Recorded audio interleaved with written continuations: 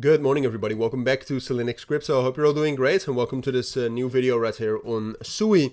Wanted to do a full update. I know a lot of you are still very interested in SUI, and some interesting things have happened as well since the last time I covered SUI. I think the last time was either Tuesday or Wednesday. At least SUI was holding on by a thread. I think it was Wednesday. Was holding on to that main support level right here at 2.8 to a thread, and right now you can see we've broken down below that, and on the higher time frames I think that's a little bit more visible, because ultimately, like, the main support level we had is it's a pretty big area, right? It's between 2.8 and $3, and we're diving right into the analysis right now. Hopefully you don't mind, all right? I'm not here to waste your time, but on the higher time frames you can just see that obviously the entire support level that we had between $3 and 2.8 is quite big, but you should see it not as one big block of support. It's different support levels all bundled together, right? And you can already see that we failed. Like, I would argue that 2.9 was one of the most important levels. You can see it's a very respected level historically, not only with these two moves in the last 3 weeks, but also before that. And then in this case, it was also the 0.618 fib of the entire move up we had. So we failed to hold that. We broke down below that with quite a lot of volume, which makes the move stronger as well. I've been fairly pessimistic and fairly negative about the fundamentals of SUI, so my apologies for that if you like SUI a lot. But again, I mean, I'm not here to waste your time. I'm not here to tell you things that are not true. And if we take a look at things that are true, DEX trading volumes have stabilized, so that's good, right? And that's definitely a good foundation to potentially see some recovery from, and that is what we want to see. But like the DEX trading volumes are not good, right? They're not as good as what they were at the beginning of May, for example.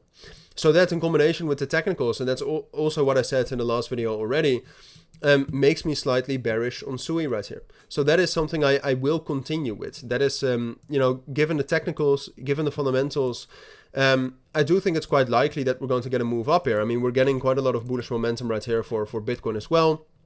There's quite a lot of leverage coming into the price here, which, you should think yourself what you want to make of that, why there's a lot of leverage coming in instead of spot positions. But therefore, and that's something we see market-wide, right? I mean, you can see it right here as well. A lot of coins are doing something like this.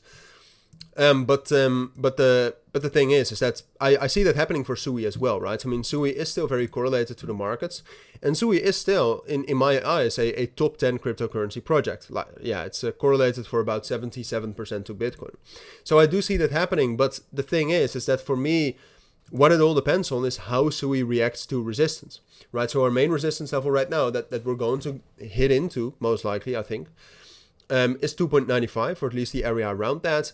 And then the big question is, well, can we reclaim that? If SUI is able to reclaim 2.9 and 2.95 as support, then I was wrong, all right? And then we will be able to hold this support level right here, and we'll just remain stable, right? And we'll probably form some sort of stability between 3.25 and 2.9, which is great news, right? That would be great news, in all honesty, because then we have had some sort of a bearish deviation that got invalidated, and then all of a sudden we can actually start talking about a rally again, right? So if all of a sudden next week I'm bullish, it is a possibility, right? It is a possibility if we actually manage to reclaim 2.95 here.